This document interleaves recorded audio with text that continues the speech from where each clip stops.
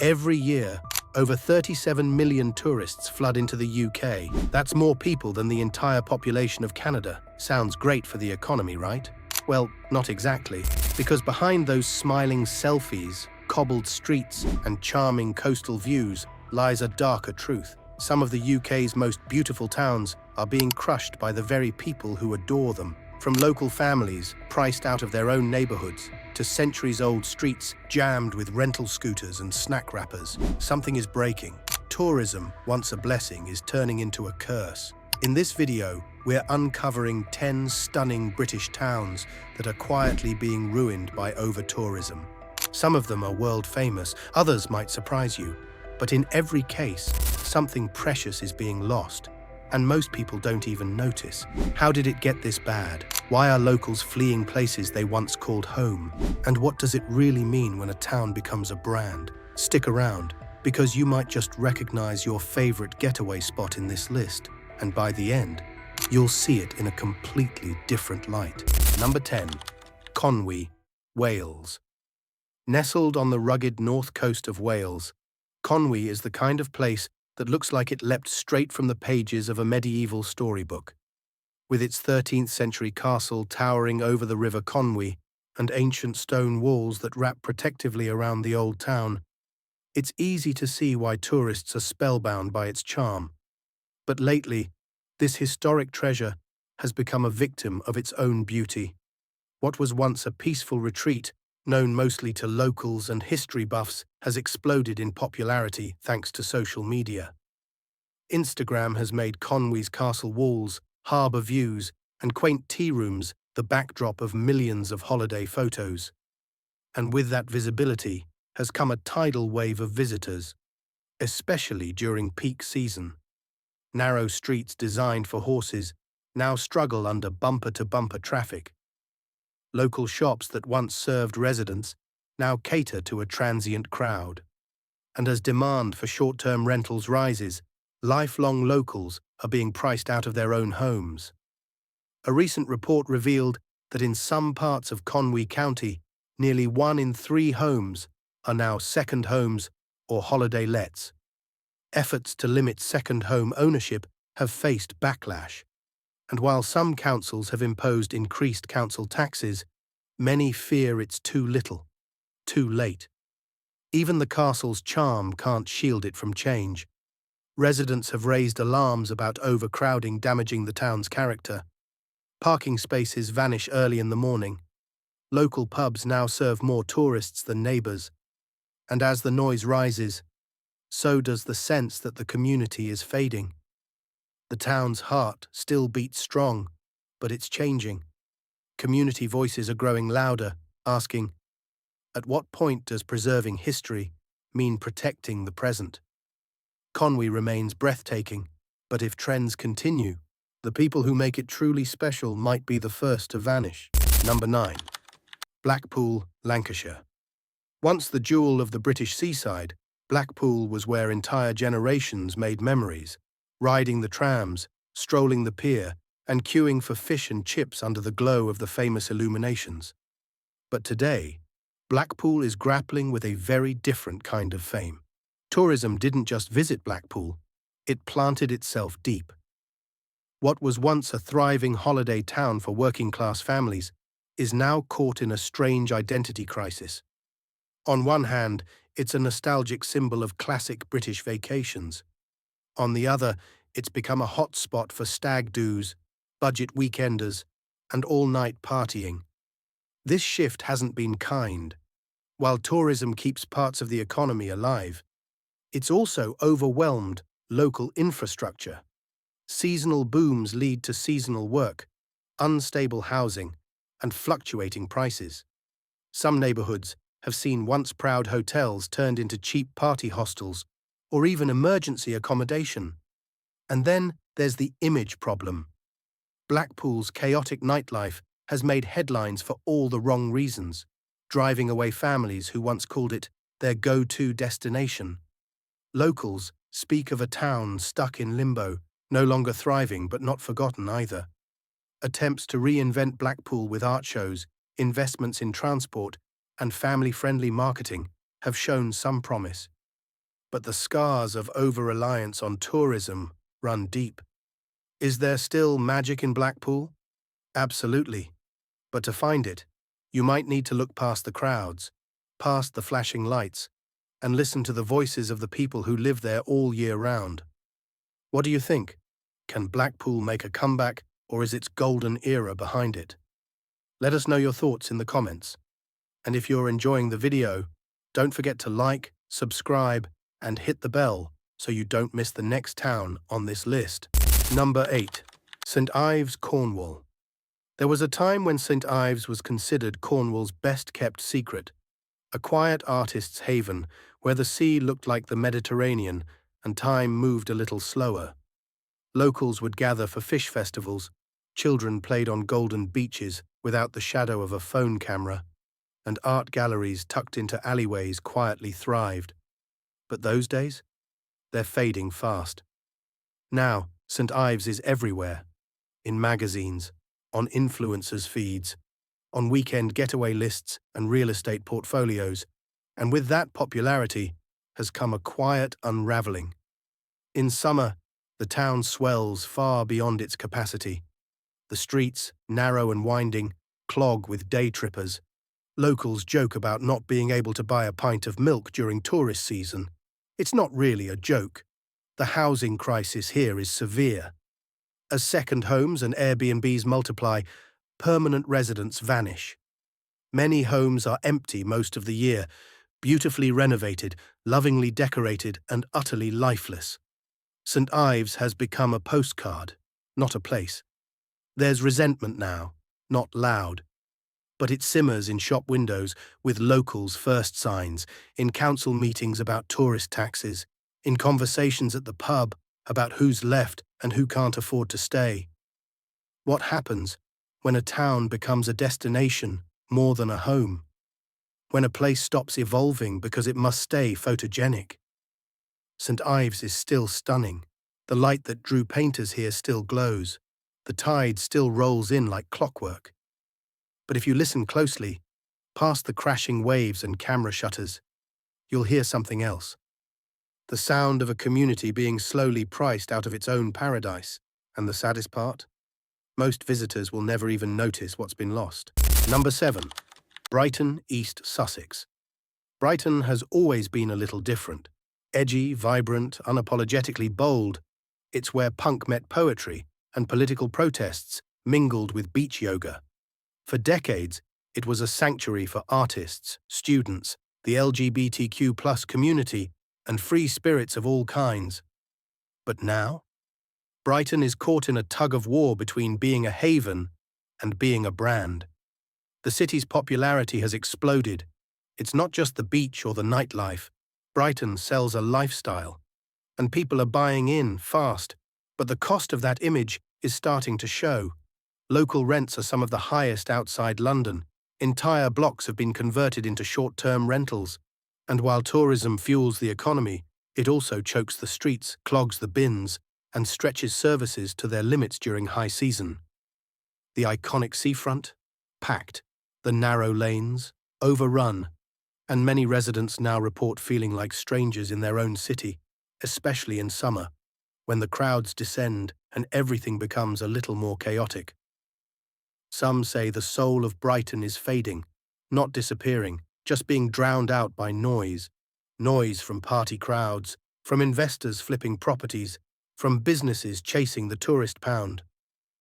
But Brighton's always had fight in it. Community groups are pushing back, calling for tighter controls on short-lets and more support for local renters. There's resistance here, creative, passionate, loud, because Brighton isn't just a beach town. It's a living, breathing place with real people, real challenges, and a real identity worth protecting. Will the city adapt, or will the tide of tourism keep rising unchecked? Brighton's story is still being written. But one thing's clear. It's not the quirky secret it used to be. And for some, that's not a good thing. Number 6. Edinburgh, Scotland. Few cities are as hauntingly beautiful as Edinburgh. Cobbled streets winding beneath Gothic spires, the castle perched like a crown over the skyline, and alleyways whispering centuries of stories. But beyond the romance and postcard views, Scotland's capital is struggling under a weight it can't shake. Too many tourists, too often. Every August during festival season, the city triples in population. Hotels sell out, Airbnbs multiply, and the Royal Mile becomes a human traffic jam. What started as a celebration of arts and culture has ballooned into something else, something unmanageable. The impact is everywhere. Rents skyrocket, locals get pushed further from the city centre, and long-time residents speak of a growing disconnect, like they live in a set piece, not a home. The charm of Edinburgh's Old Town is now filtered through phone screens, and small businesses that once served the neighbourhood now cater to one-off visitors. There's also tension. Fringe performers say the city is pricing out creatives, the very people who built its global reputation. Meanwhile, the infrastructure groans under the pressure. Bins overflow, buses crawl, and the sense of space evaporates. And still, the crowds keep coming. Even off-season, Edinburgh has become a magnet for tourism. And while that attention brings money, it also brings a kind of erosion of community, of calm, of culture lived rather than performed. There's talk of regulation, of tourist levies, of reclaiming the rhythm of the city. But change is slow, and tourism is fast, and so the city adapts as best it can. The soul of Edinburgh hasn't disappeared, it's just harder to hear through the noise. Sometimes, you need to wander far from the main streets to feel it again. Number 5. York, North Yorkshire. York is the kind of place where the past doesn't just live, it breathes. Roman walls still mark its edges, Viking echoes linger in its museums, and the narrow shambles look like something out of a fantasy novel. But today, this historic city is under siege, not from invading armies, but from footfall. The numbers are staggering. Millions of visitors pour into York every year, drawn by its storybook charm and rich heritage. But the city's infrastructure wasn't built for modern tourism. And now the cracks are showing. Locals talk about weekend avoidance, skipping city centre errands entirely once Friday rolls around. The crowds are relentless. Tour groups block sidewalks.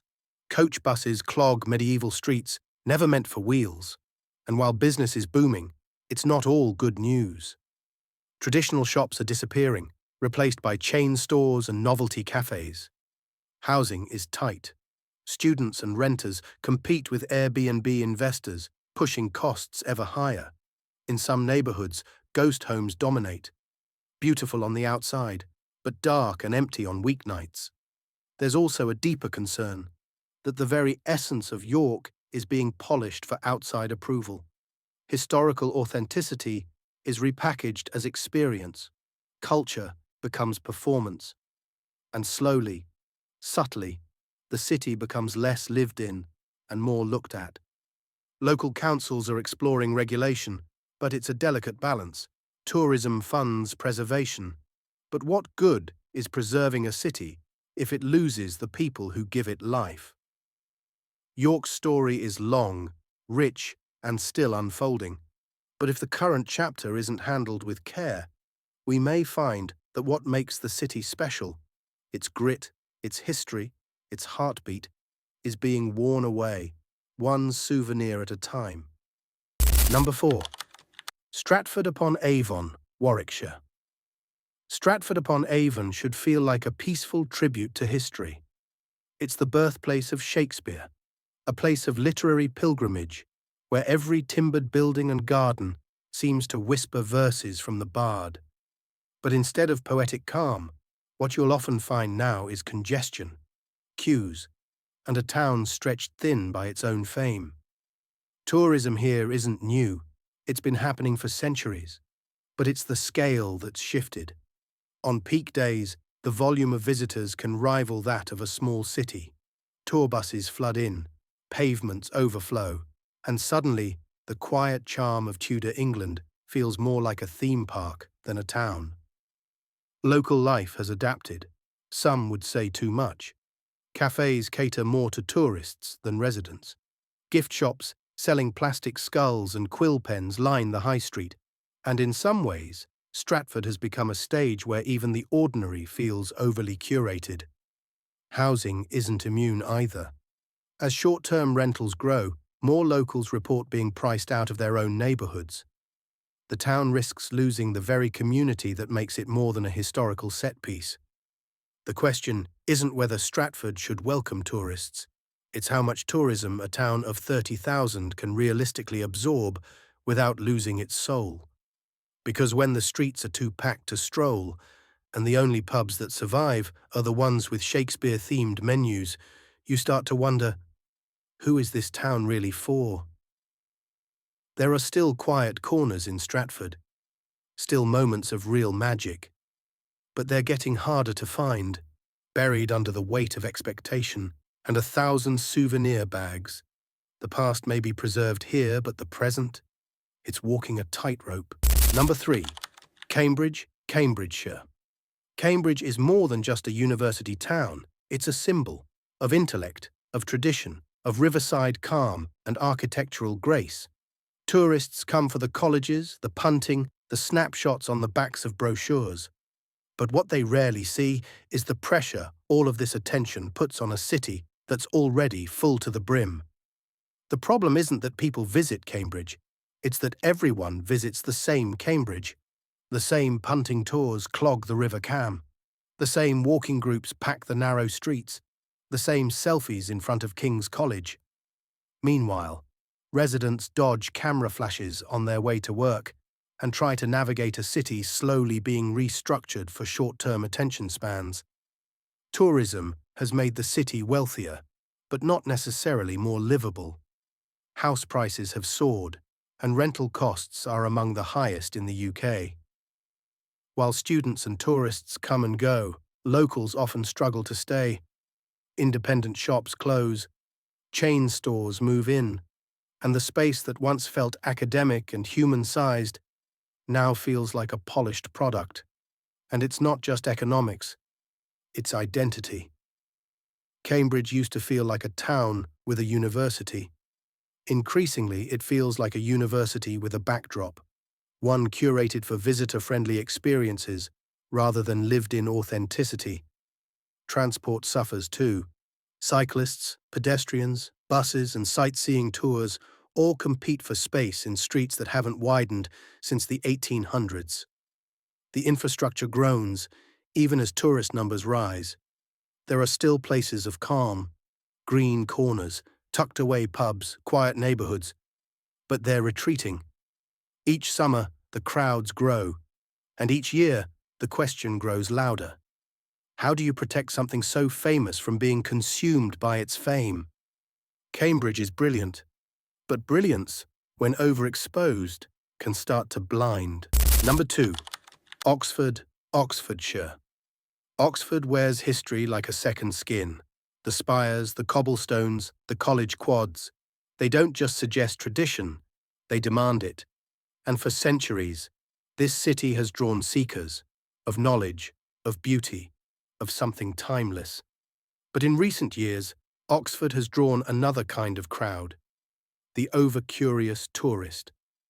What was once a sacred scholarly atmosphere is now often flooded with noise and novelty.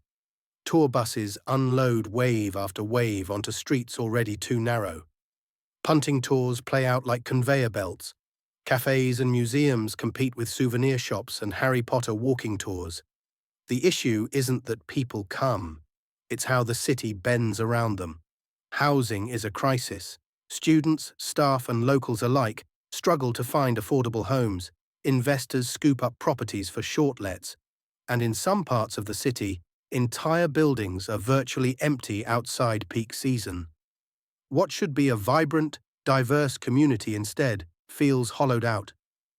There's also something intangible that's being lost: the quiet. Oxford has always been a place of reflection, of silence between ideas. But when every corner becomes a photo op, and every pub a themed destination, the hush that once defined the city slips away. The university still thrives. The intellect still pulses through its veins. But Oxford's balance between being a place of learning and a tourist playground is tipping.